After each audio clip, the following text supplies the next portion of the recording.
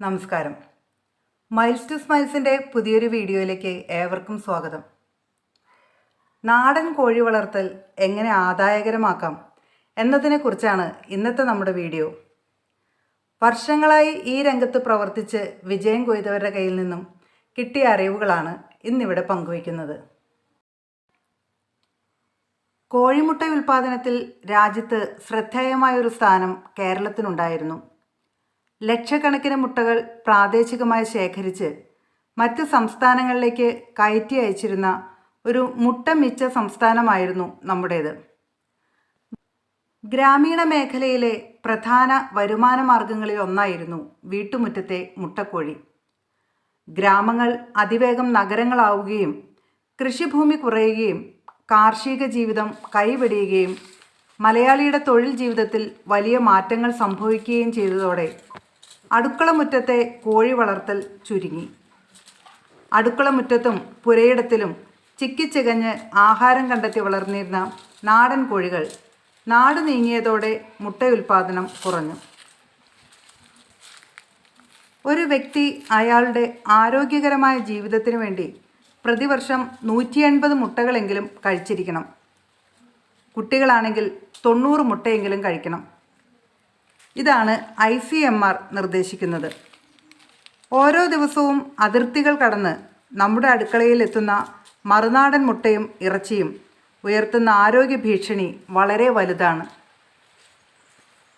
Hi tech കോഴിക്കൂടുകൾ മാർക്കറ്റിൽ ലഭ്യമാണെങ്കിലും ചുരുങ്ങിയ ചിലവിൽ കോഴിക്കൂടുകൾ നിർമ്മിച്ച് നാടൻ കോഴികളെ വളർത്തുന്നതാണ് കൃഷി കൂടുതൽ ലാഭകരമാക്കാൻ നല്ലത്. പഴയ ആസ്ബസ്റ്റോസും ടിൻഷീറ്റും ഉപയോഗിച്ച് നിർമ്മിച്ച ഒരു കോഴിക്കൂടാണ് നിങ്ങൾ വീഡിയോയിൽ കാണുന്നത്.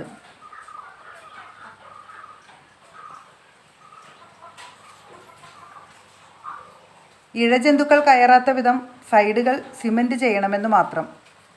മുകളിൽ സ്ട്രോങ് ആയ മെഷുള്ള കമ്പി വരകൾ വയ്ക്കാം. ചൂട് കൂടുതലെന്ന് തോന്നിയാൽ ഗ്രീൻ നെറ്റ് ഇടുകയും ഓലമടൽ ചാരി വയ്ക്കുകയും ചെയ്യാം.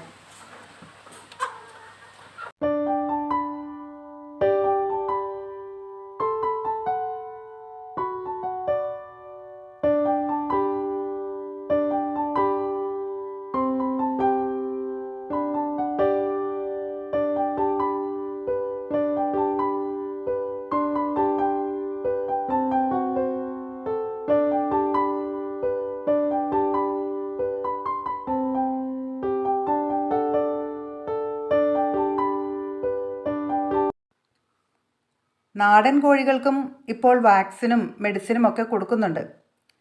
കൊത്തി വിരിഞ്ഞതിൻ്റെ പിറ്റേന്ന് ഇവയുടെ കണ്ണിലും മൂക്കിലും വായിലും ഓരോ തുള്ളി വെള്ള ലസോട്ട ഒഴിച്ചു കൊടുക്കുക.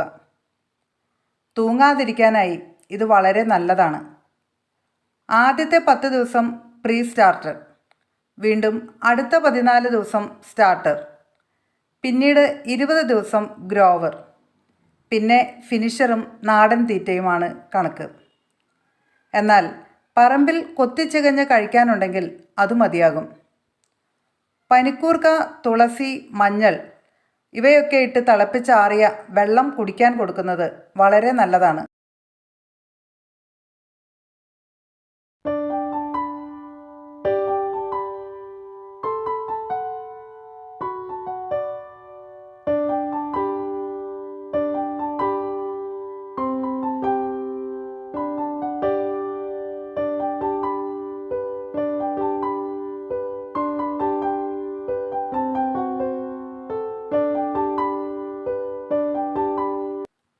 അടുക്കളയിൽ നിന്നുള്ള ഭക്ഷ്യ അവശിഷ്ടങ്ങൾ, വില കുറഞ്ഞ ധാന്യങ്ങൾ, ധാന്യത്തവിട്, പിണ്ണാക്ക്, പച്ചക്കറി അവശിഷ്ടങ്ങൾ, ചീര, അസോള, അകത്തിച്ചീര, ചെമ്പരത്തിയില തുടങ്ങിയ പച്ചിലകളും വാഴപ്പോളയും തീറ്റപ്പുല്ലും അരിഞ്ഞ് കോഴികൾക്ക് കൊടുക്കാം. ഒപ്പം മുറ്റത്തും പറമ്പിലും ചിക്കിച്ചകഞ്ഞ് അവർ സ്വയം ആഹാരം കണ്ടെത്തുകയും ചെയ്യും. വീട്ടുമുറ്റത്ത് അഴിച്ചുവിട്ട് വളർത്തുന്ന കോഴികൾക്ക് ഓരോ 2 മാസത്തെ ഇടവേളകളിലും വിര ഇളക്കുന്നതിനായുള്ള മരുന്നുകൾ നൽകണം. മുട്ടയിടാൻ ആരംഭിക്കുന്നതിന് മുൻപ് 15 മുതൽ 16 വരെ ആഴ്ച പ്രായമായാൽ കോഴി വസന്തയ്ക്കെതിരായ വാക്സിൻ കുത്തിവയ്പ് നൽകണം.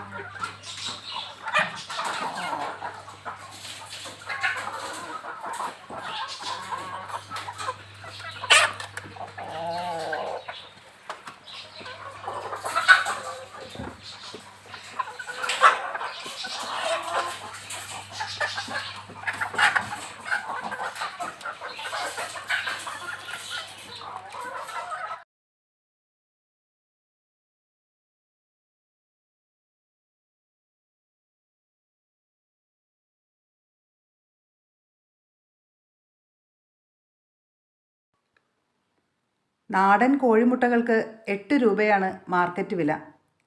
എന്നാൽ ഇതിൽ നിന്നും കിട്ടുന്ന ലാഭത്തേക്കാൾ കൂടുതൽ ലാഭം നേടാൻ മറ്റൊരു വഴിയുണ്ട്. കോഴിമുട്ടകൾ വിൽക്കാതെ നാടൻ കോഴികളെ അടയിരിപ്പിക്കുക. ഇതുവഴി നല്ലൊരു തുക നമുക്ക് ലാഭമായി കിട്ടും. ഒരു കോഴി ഒരു വർഷം 3 അല്ലെങ്കിൽ 4 തവണ വരെ അടയിരിക്കും. വിരിഞ്ഞിറങ്ങുന്ന കോഴിക്കുഞ്ഞുങ്ങളെ 50 മുതൽ 60 രൂപ വരെ നിരക്കിൽ വിൽക്കാനാകും.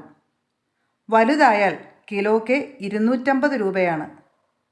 പൂവൻ കോഴിയാണെങ്കിൽ വില ഇതിലും കൂടും.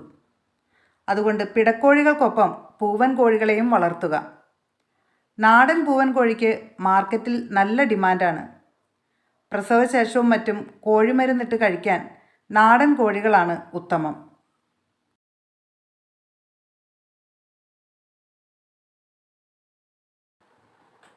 കുറഞ്ഞ മുതൽ മുടക്കിൽ വീട്ടമ്മമാർക്കും വിദ്യാർത്ഥികൾക്കും ചെയ്യാവുന്ന ഒന്നാണ് നാടൻ കോഴി വളർത്തൽ. ഒരു വീട്ടിൽ 5 കോഴികളുണ്ടെങ്കിൽ മുട്ടയ്ക്ക് ക്ഷാമം ഉണ്ടാവുകയില്ല എന്നാണ് പറയുന്നത്. വീണ്ടും മറ്റൊരു വീഡിയോയിൽ കാണാം. നന്ദി. ശുഭദിനം.